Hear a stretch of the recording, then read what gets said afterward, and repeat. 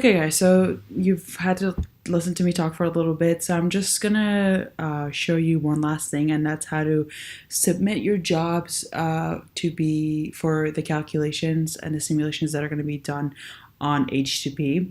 So we're gonna log into H2P.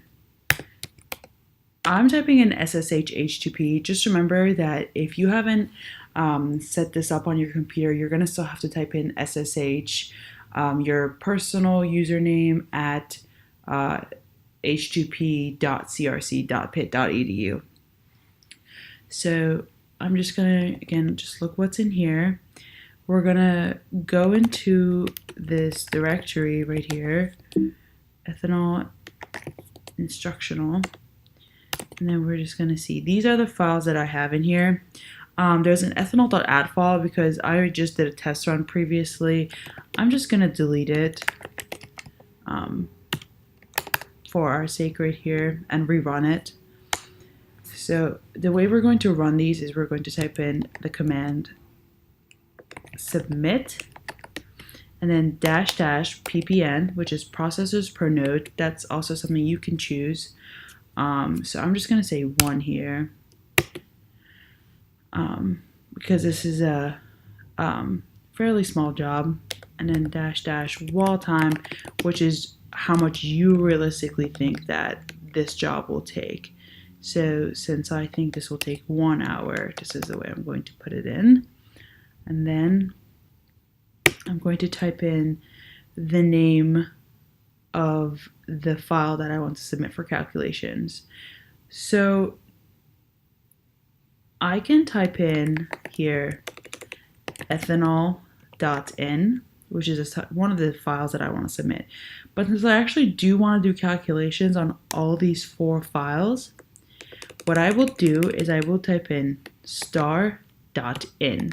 So this means that every single file that ends with .in will be submitted for calculations. So I will press enter.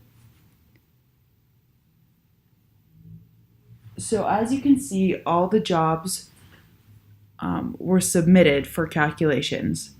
So what we can do now is we can actually check on the status of these jobs. So meaning just to see how they're doing.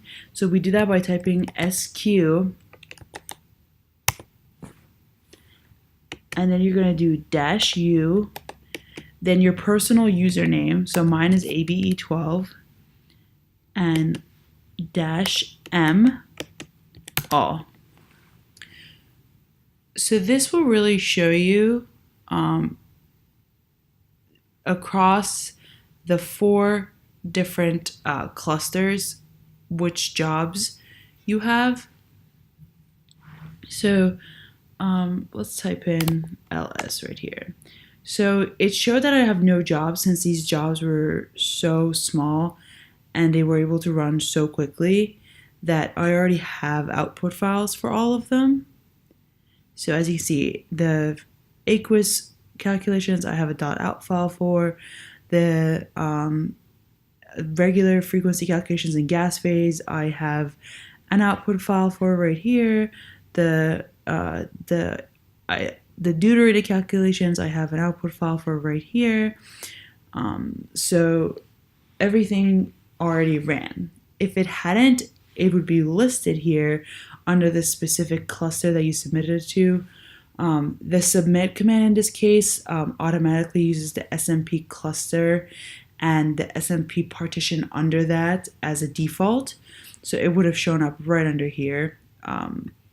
I'm just going to highlight it here so you can see. So right under here, it would have shown your job. And when it says R, it means your job is running. And if it says Q, it means your job is queued and waiting to be run on the supercomputer. And if it says C, it means your job has been completed.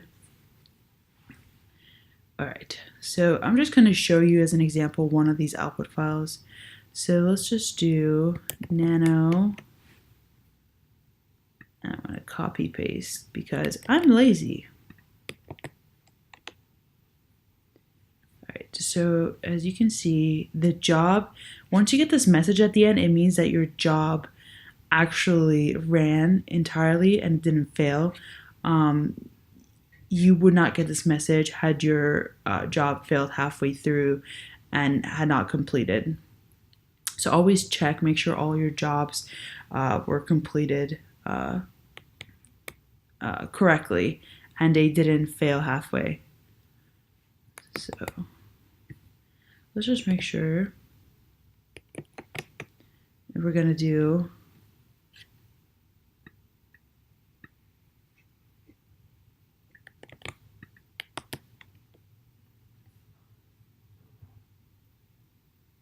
so actually, as you can see, this job here failed. So we're going to have to figure out why that happened.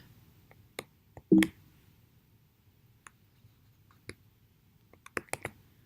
right, let's just check the other ones.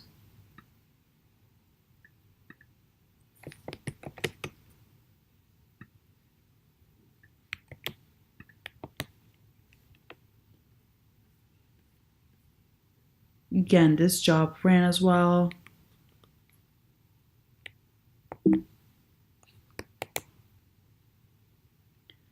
And lastly, this was the optimization job. And it actually, let's see, it was actually successful.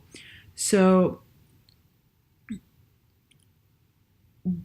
the optimized geometry that you will use in your other three types of calculations, so in the simulating of the Raman spectra for the gas phase, for the aqueous solution, and for the deuterated solutions, you're going to have to obtain from this file.